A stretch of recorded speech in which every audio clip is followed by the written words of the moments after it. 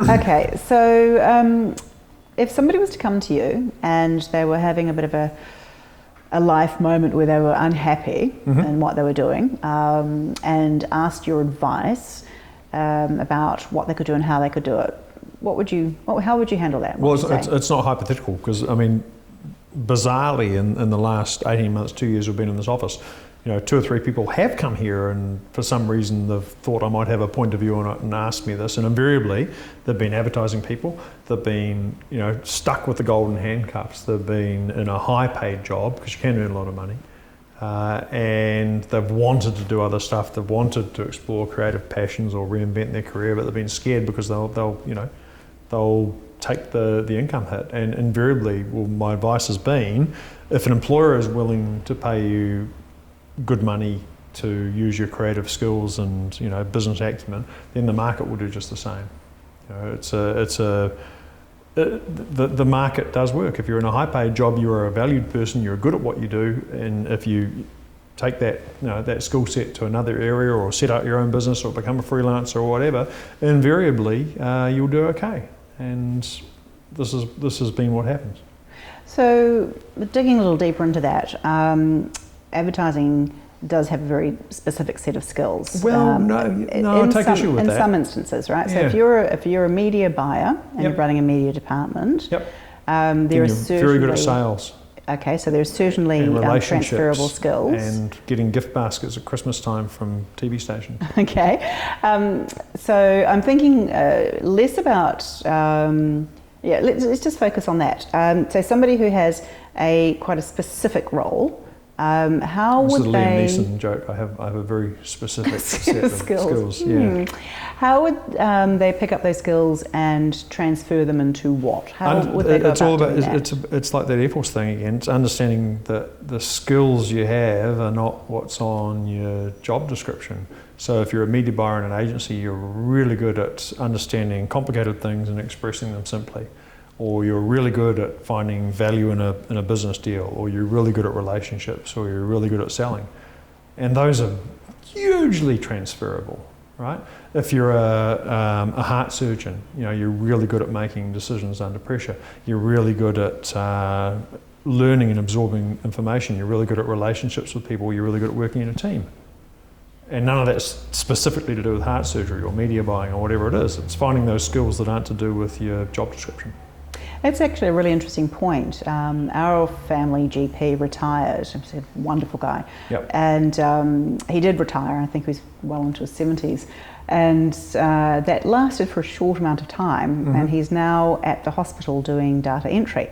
Yep. You kind of go data entry for a doctor. That seems a bit counterintuitive. Yep. But obviously, in a medical environment, he's able to interpret, what the doctors have written. Literally, he can obviously read handwriting. But also, when it comes to medical terms and so forth. So you kind of go, okay, well, doctor to data entry sounds mind-numbingly boring.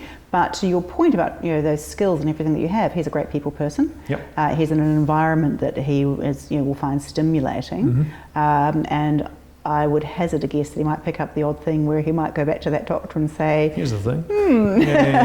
But I'd argue that doc could probably go a bit broader than that, because if being a GP is about being a good listener, right, and having good interpersonal relationships, there's so many jobs where that's really, really valuable. And that just nothing to do with medicine. Well, you could work in finance. You could be a mortgage broker. You could be a real estate agent. You could be, anything that relies on you listening, assessing, understanding someone's problem in a short period of time. Because GPs are really, because the nature of it is, they've got 15-minute blocks, right?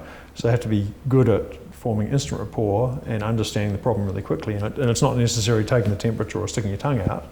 It's listening to people and understanding the problem. That's a really good way to put it. That's a really broad business skill, right? Yeah, it is. That's a really good way for people to think about what they're doing. One of the things that I'm doing, right, in this business, is really about helping people work that out. And one of the challenges that people face is when you're in, and I don't know if this has happened to you, but when you're in an environment where you are unhappy, and whether that's personal or professional or a combination of both, and often if you're unhappy professionally, it's going to affect your personal life anyway. You don't ring fence as much as you used to, I think. No.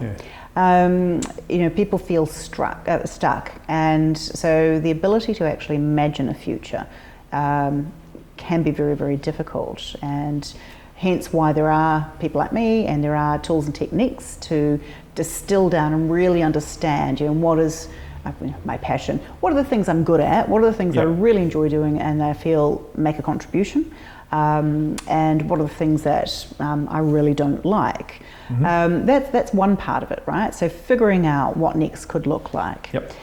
The other thing that the reason why I think this is incredibly important in having a somewhat structured approach, and this can, structure is whatever it means to you. Yeah. Structure could be I do a weekly plan for my business, but actually structure is also I do a flight plan, and so you naturally have these skills. Oh, I mean, when I go flying, I could show you the paperwork from my trip around the South Island last week. Right, very, very detailed, structured. very absolutely. Yeah.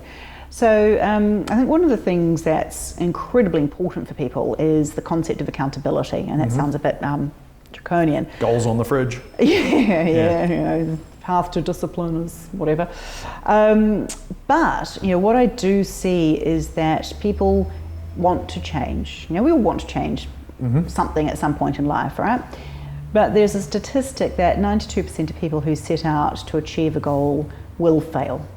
And I'd like to shift the dial there. 100% of people who don't set goals do not fail. No, they achieve. That's good. Well, there's nothing to measure it against, is there? Exactly. Yeah. And so that's a really good point, right? So you don't set a goal, so you don't imagine your future, and you don't set a goal, and then you don't have an action plan of how you're going to get there. Yay, nihilism. All of a sudden, 10 years have gone by, and there, to me, the biggest heartbreak in life, and somebody said this to me in quite a funny way, they said, when you're lying there having a double hip replacement, the last thing you want to be thinking of is would have, should have, could have. Yep.